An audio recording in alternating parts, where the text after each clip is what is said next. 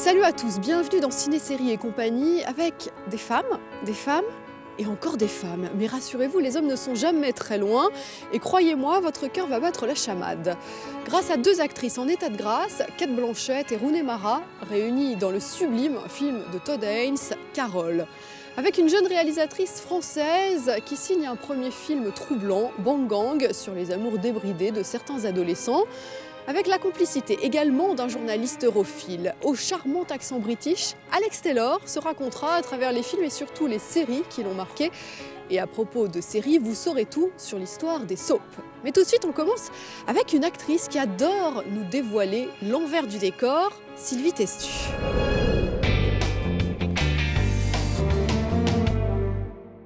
C'est une actrice pas comme les autres, une actrice romancière. Depuis son premier livre, Sylvie Testu n'a pas son pareil pour croquer avec dérision et parfois férocité les travers du monde du 7e art. Vous m'avez fermé la porte à la figure. Pour que vous fassiez une entrée d'actrice. Il y a 2 ans, elle signait un récit désopilant sur ses déboires de réalisatrice, perdant tout contrôle sur son scénario face à des producteurs totalement azimutés. Salut. Bonjour. Une histoire adaptée à l'écran par Diane Curis sous le titre Arrête ton cinéma et où Sylvie Testu pousse la mise en abîme jusqu'à revivre cette drôle d'aventure en incarnant le rôle principal. T'as vu comme elle est mignonne? Mais pourquoi a-t-elle autant besoin de nous raconter l'envers du décor? Très longtemps séché. Pourquoi le père, il travaillerait pas dans un haras? Les gens, ils adorent les chevaux en ce moment. J'adore. Pourquoi il tiendrait pas un bar, le père? T'en fais un type un peu baroudeur, et puis les filles, c'est des filles qui ont des couilles. C'est plus moderne. Sylvie Testu, est-ce que vous vous souvenez de l'état d'esprit dans lequel vous aviez écrit votre livre, qui a donné lieu ensuite naissance à ce film? Est-ce que c'était par esprit de revanche ou tout de suite vous avez eu envie de prendre du recul? Au tout début, en fait, j'étais déprimée.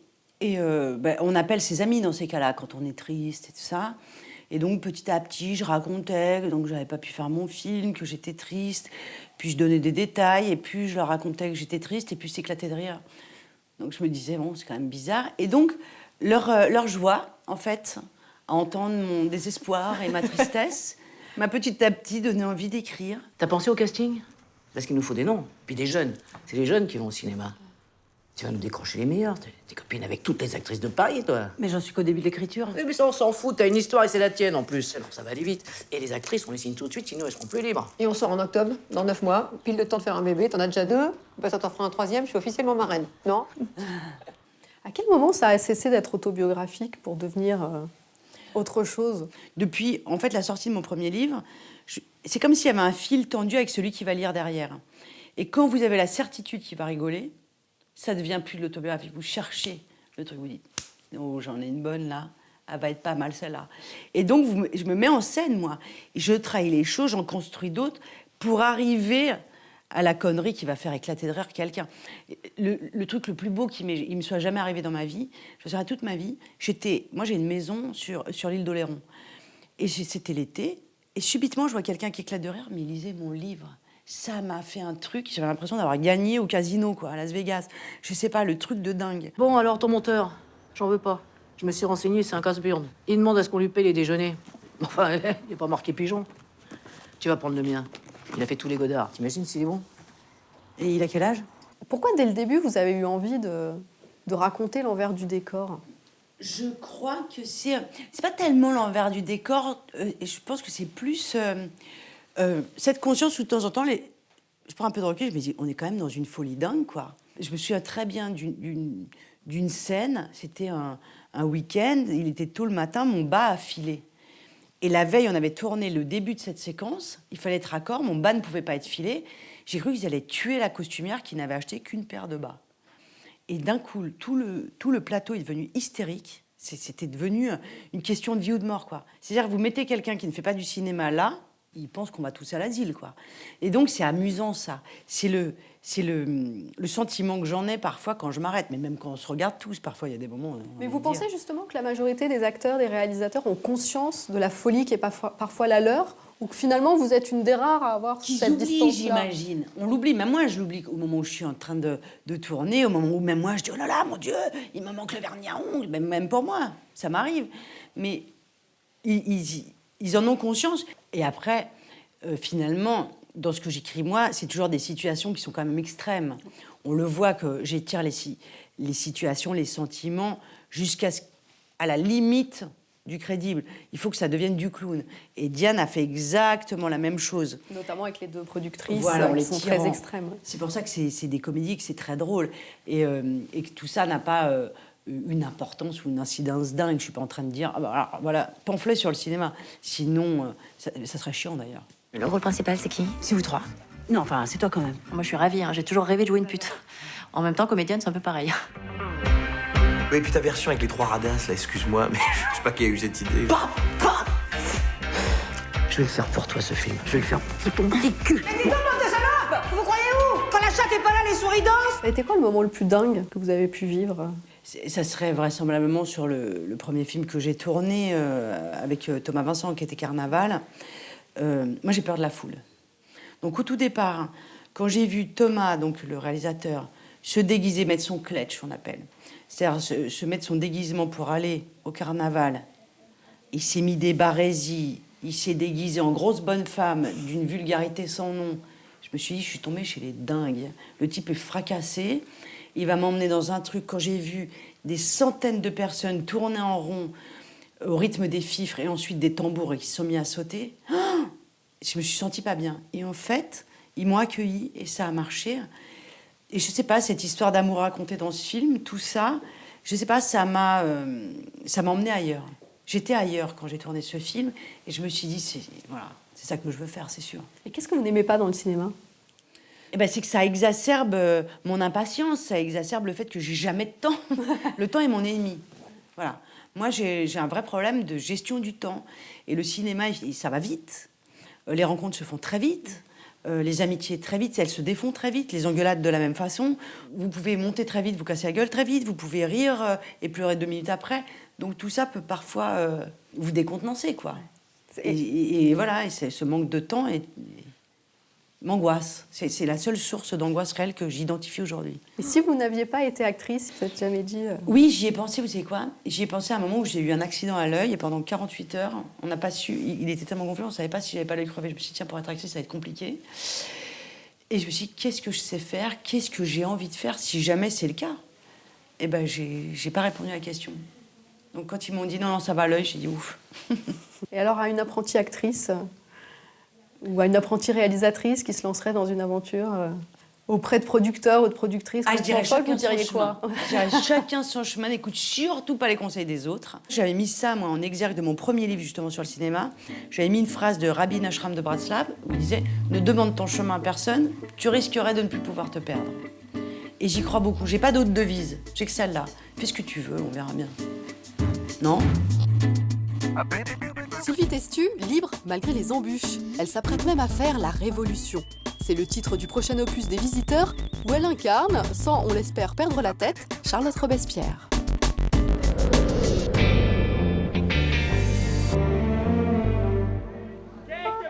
Chère icône du grand écran. Oui, c'est à vous que je parle, Cate Blanchett. De qui vous êtes, j'ai une petite idée. Actrice australienne, doublement oscarisée, issue du théâtre, qui dégageait une aura telle qu'on ose à peine vous approcher, arrêtez-moi si je me trompe. À Cannes, en mai dernier, vous avez éclipsé les plus jolies filles aux alentours et impressionné les photographes pour la présentation de Carole.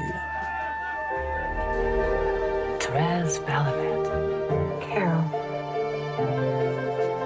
Tell me you know what you're doing. I never did. And then it changed. She's still my wife. I love her. I can't help you with that. Sourire timide, regard brûlant et une grande complicité avec le réalisateur Todd Haynes. La charmante Rooney Mara au faux air d'Audrey Hepburn ce soir-là semblait perdue près de vous, petit chat aux côtés de la grande lionne. Vous pouvez rire, oui, je vois à peu près qui vous êtes. Mais cette fameuse Carole, qui est-elle? Who is Carol? I think Carol, in a way, she's someone with an incredible sense of pride and is intelligent and sensitive and aware enough to know the way the world works and that she doesn't fit within that world. I miss you. I will not negotiate anymore. I want it, and I will not deny it. Would you? When Carol encounters Therese, I think she thinks she can be in control of it. And I think when you fall in love, really fall in love with anyone, you risk being out of control. Celle qui semble tout contrôler, c'est vous. D'ailleurs, vous gardez la classe même en répétant votre tango de salon dans ce qui ressemble à une vieille cave qui prend l'eau.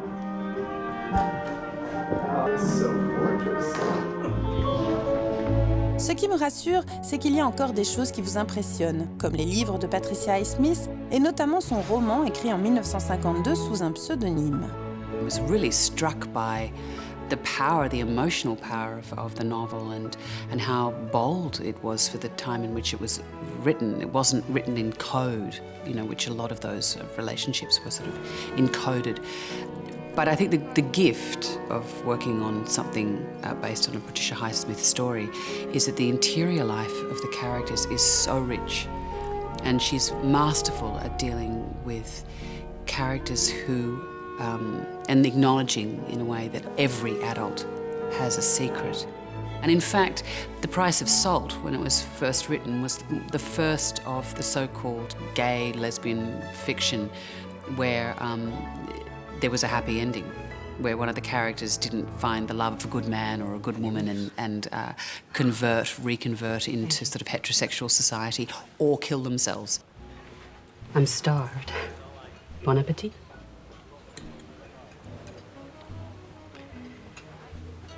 What do you do on Sundays?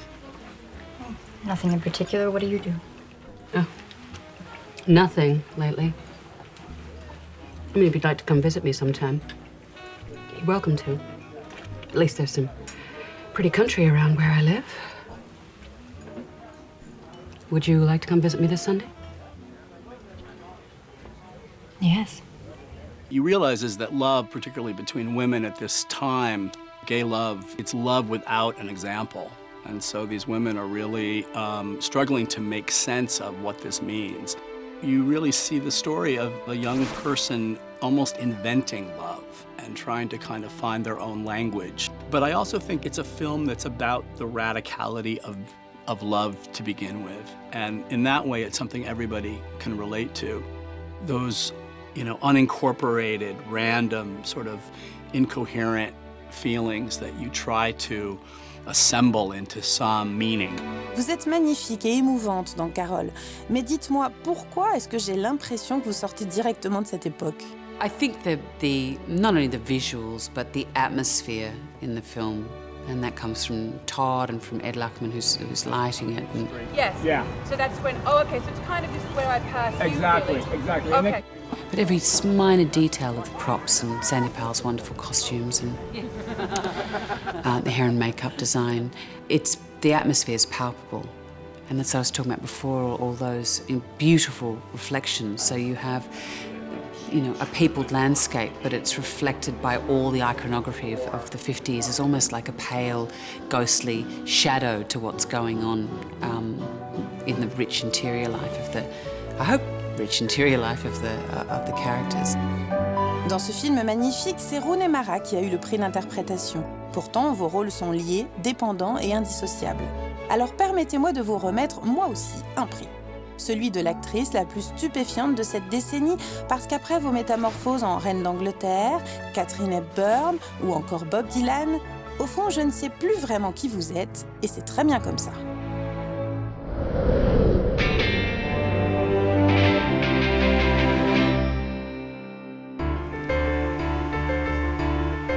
Chaque semaine, dans l'Extra Interview, une personnalité se raconte à travers son amour pour le cinéma et les séries. Et les séries, Alex Taylor a largement contribué à nous en faire découvrir dans les années 90 grâce à son émission culte Continental où il compilait des programmes du petit écran venus de toute l'Europe.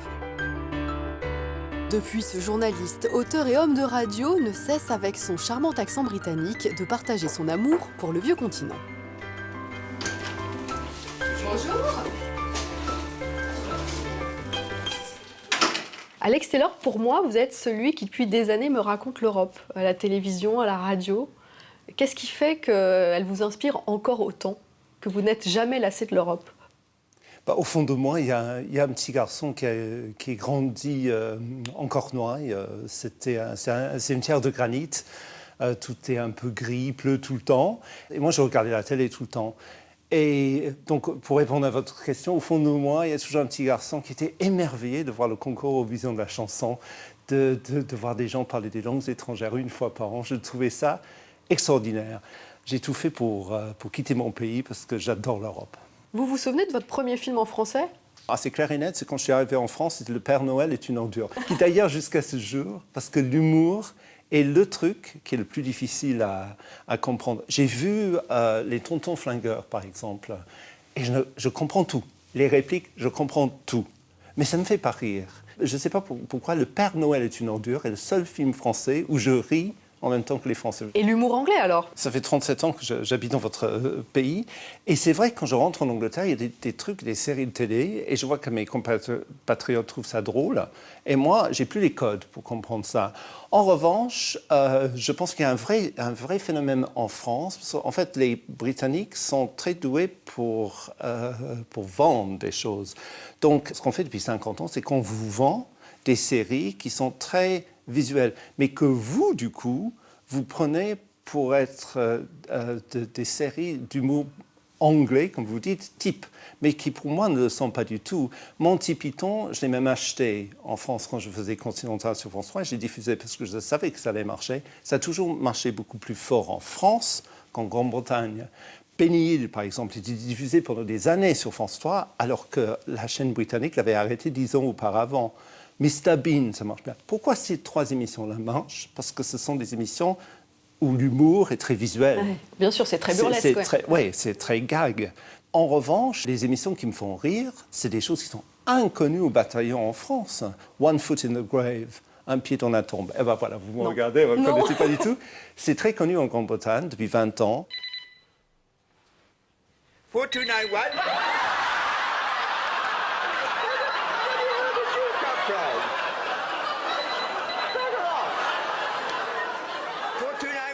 Moi, j'ai eu beaucoup de chance. J'ai grandi en Angleterre dans les années 60, non seulement musicalement, The Beatles et tout ça, mais aussi les séries. Il y avait des choses extraordinaires, avec des vrais gens de talent. La série Chapeau Nombre de Cuir, les meilleurs réalisateurs faisaient cette série-là.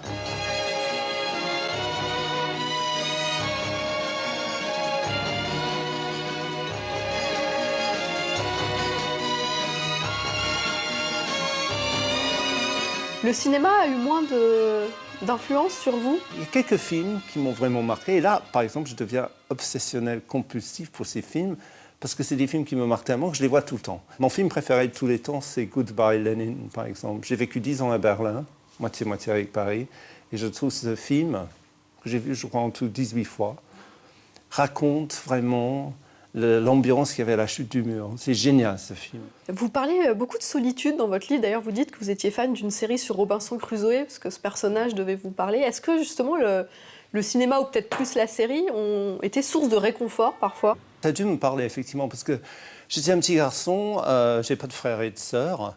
En plus, j'ai compris très vite, à l'âge de 7 ans, que j'étais attiré par les garçons, mais à une époque où il faut le rappeler, l'homosexualité était illégale. Était punie par la loi en Grande-Bretagne. Si on commettait le moindre acte gay, on allait en prison. Je me rappelle très bien quand j'ai entendu à la BBC, par exemple, la première fois, je devais avoir 10 ans, le mot « homosexual ».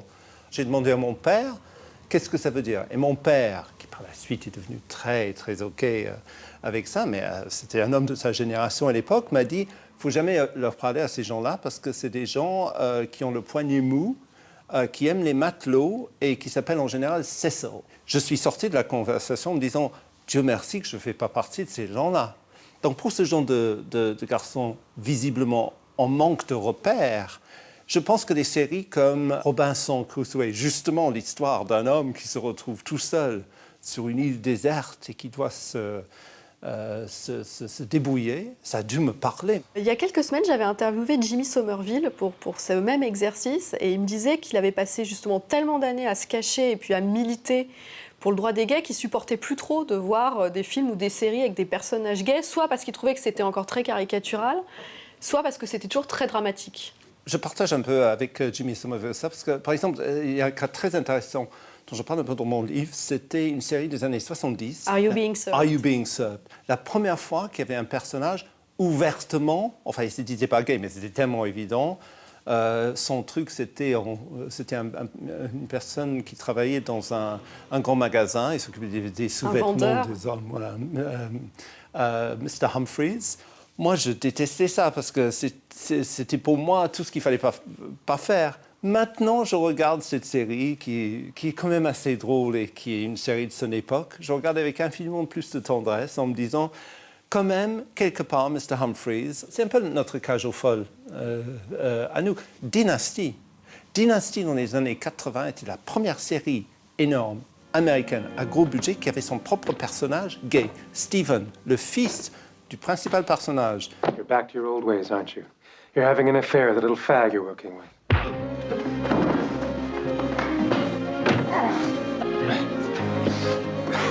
Et ça, à une époque où il y avait le sida, où il y avait tout sur la peste gay, etc. Cette méga série, énorme budget, énorme audimat, ils ont osé. Maintenant, il y a des personnages gays dans toutes les séries, donc il y a un peu trop. Exactement. Je suis d'accord. Moi-même, encore un gay, etc. Get over it. Si Alex Taylor assume ses goûts un peu vintage, il confie avec tendresse que bien plus que la fiction, c'est à l'actualité, européenne of course, qu'il reste accro. À suivre dans Le Screen Parfait, une jeune réalisatrice française très influencée par le cinéma indépendant américain et qui va faire beaucoup parler d'elle, Eva Husson. Son premier film, Bang Gang, dépeint la vie sexuelle de certains ados d'aujourd'hui et croyez-moi, le résultat est aussi brillant que perturbant. Mais avant cela, Madame et Siri nous raconte l'histoire d'un genre bien particulier du petit écran, le soap.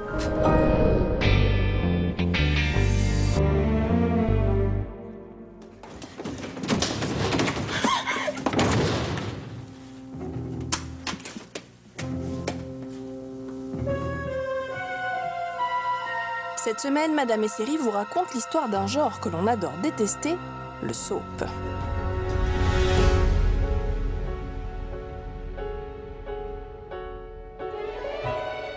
C'est à la radio qu'est né le soap opéra, ces histoires de famille aux rebondissements rocambolesques, où l'on porte l'enfant du beau-frère de son cousin tout en enterrant sa mamie richissime au fond du jardin. Fair, you should talk about Fair with the way your husband has treated him. How many times has Billy been under Victor's boot? Hurting him and humiliating him and trying to destroy him. And where were you? Faithfully standing beside your husband when you weren't slamming vodka on the sly. There's no need to attack my mother. Ce format est choisi dans les années 50 par les grandes chaînes de télé pour remplir les grilles de l'après-midi du lundi au vendredi et occuper les femmes au foyer qui, évidemment, s'ennuient. À plusieurs reprises, les épisodes sont entrecoupés de spots publicitaires qui s'adressent directement à cette dernière, dont certains pour de la lessive, en anglais soap. Des chefs-d'œuvre comme The Edge of Night ou Les Feux de l'amour, qui comptent plus de 10 800 épisodes à ce jour, deviennent alors des plaisirs coupables quotidiens dont les spectatrices ne peuvent se défaire, happées par des cliffhangers irrésistibles. I know you can keep a secret. Adam and I are going to dethrone our fathers. Oust them from their CEO chairs. Look, it won't be long before I'm running my father's company and Adam Newman is running Newman Enterprises. You can't do that. Adam, he will betray us all.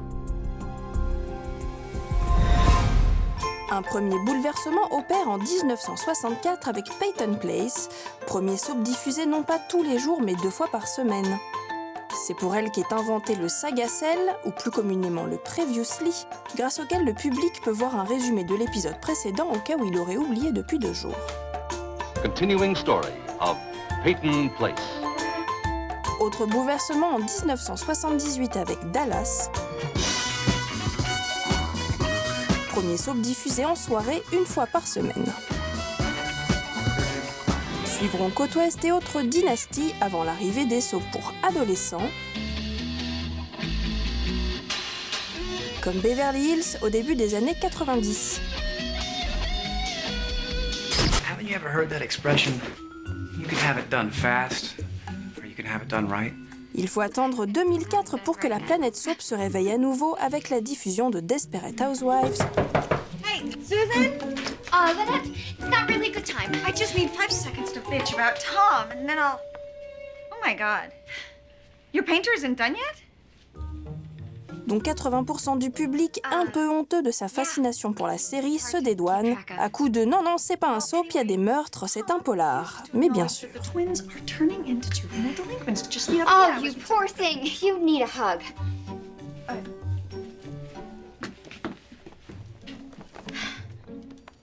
Have you been drinking?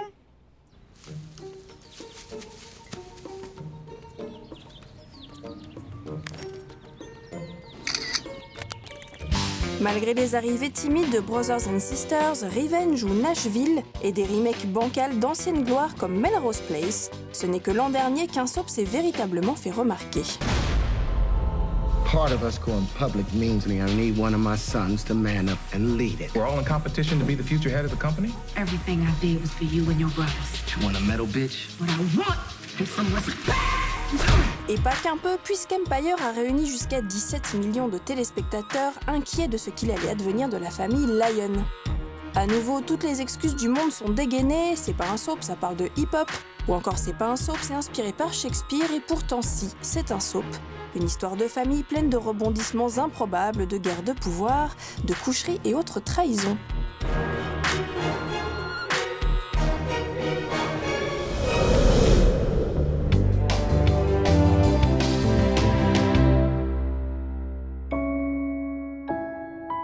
Bang Gang, le premier long métrage de Eva Husson, est une déclaration d'amour au cinéma et à la jeunesse, la seule génération raisonnable puisqu'elle se croit immortelle.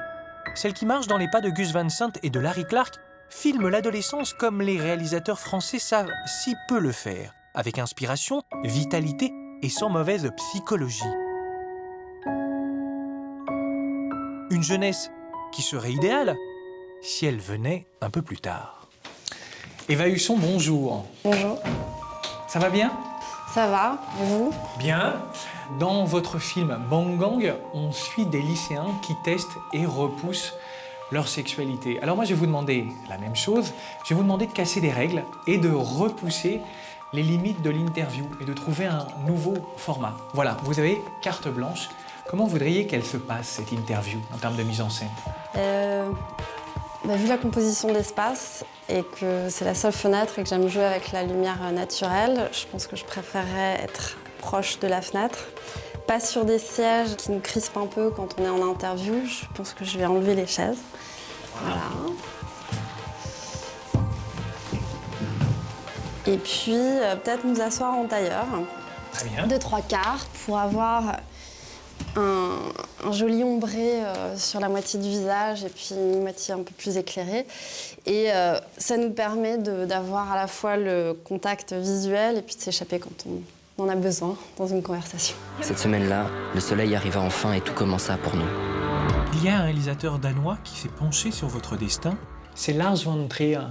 J'ai appris qu'il avait plus ou moins parrainé de façon formelle ou informelle ce film, ce premier film. Comment ça s'est passé? C'est la productrice de Mélancolia qui avait lu une version de Bang Gang et qui croyait beaucoup en moi, qui m'a dit que c'était typiquement le genre de projet que Lars pourrait avoir envie de soutenir.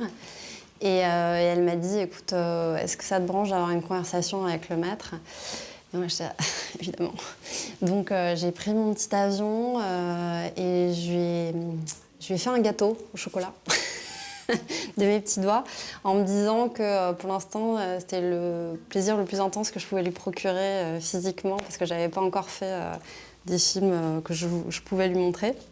Et voilà, je suis arrivée avec mon gâteau au chocolat et on a passé une journée ensemble dans son bureau à parler du film, à parler de cinéma, de la vie. C'était vraiment une espèce de conversation artistique, créative qu'on a eue sur le sujet du film, sur les notions de casting, le sexe au cinéma.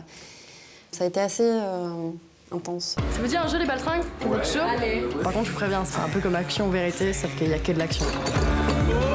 Votre titre est fiévreusement ambigu. Bang Gang. Vous détournez l'intitulé d'une pratique sexuelle, le gangbang. Pourquoi cette facétie? En fait, la polysémie m'intéressait énormément parce que un gangbang, c'est un acte ultra violent, je trouve, par rapport à la femme et tout ce que ça implique. Et je trouvais ça très juste de mettre ça dans la bouche d'une adolescente qui ne se rend pas du tout compte de la violence des mots et que même quand elle le met à l'envers, ça reste quelque chose de violent. Et pour moi, il y avait aussi cette notion d'explosion du Big Bang, de la création d'un système qui s'écroule, qui se reconstruit. Enfin, le mot était extrêmement riche. J'ai essayé 25 fois de changer de titre et on en revenait toujours à ça. C'est quoi ces rapports de merde que vous avez entre vous? Il y a des gamins qui font la révolution et vous vous battez pour avoir le droit de baiser le plus possible. Arnaud Desplechin a une pratique quand il fait un nouveau film, m'a-t-il dit au moment où je l'ai rencontré. Quand il a monté son casting, il leur projette des films. Est-ce que c'est une pratique que vous pourriez avoir? C'est ce que j'ai fait avec mes acteurs.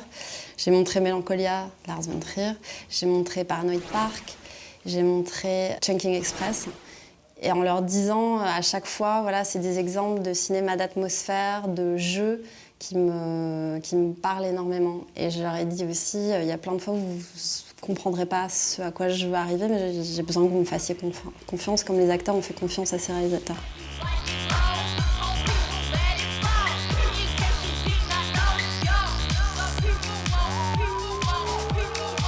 Dans cet extrait, comment se décompose votre séquence dans le choix de vos cadres et, on va le voir, dans la mise en relation des différents espaces.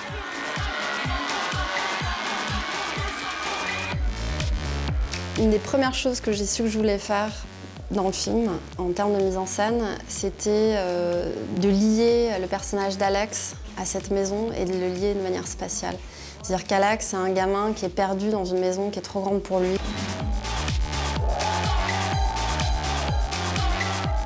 À chaque fois, je change la caméra selon l'humeur du personnage. À ce moment-là du film, en fait, il se rend compte qu'il sature complètement.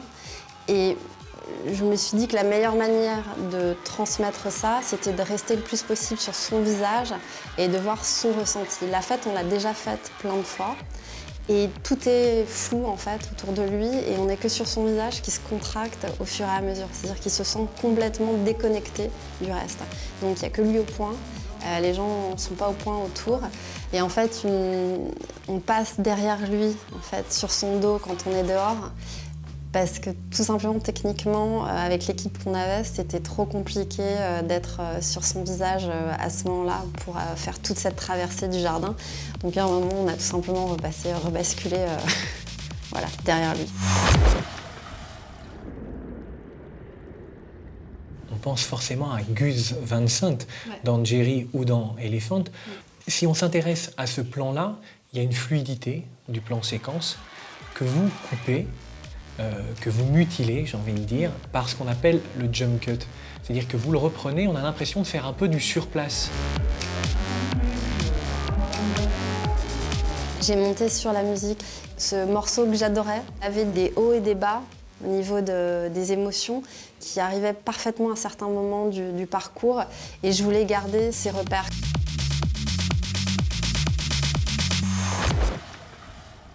Quand il plonge dans l'eau, on coupe la musique complètement. Et du coup, il fallait que j'arrive à certains points repères à certains moments. Et au départ, j'étais désespérée parce que je voulais absolument maintenir cette idée de plan séquence. Et ma monteuse m'a dit, mais on s'en fout.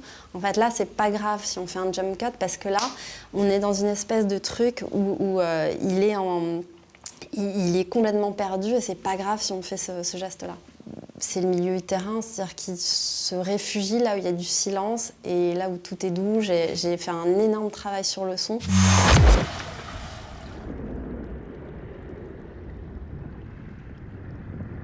Je pense qu'il y avait 25 ou 26 pistes au son d'évolution, de cliquetis du fond de l'eau, avec des montées de vagues. Enfin, c'était très, très recherché. C'était informel, l'évaluation, c'était très agréable, mais on finit toujours cet entretien par un rituel, une question très simple. Pourquoi filmez-vous ? Parce que je pense que j'ai besoin de faire sens du monde qui m'entoure et que c'est la seule manière que j'ai trouvée jusqu'à présent. Je ne sais pas si c'est la seule manière que j'aurais de le faire dans ma vie, mais pour l'instant, c'est comme ça que j'arrive à survivre au quotidien. Voilà.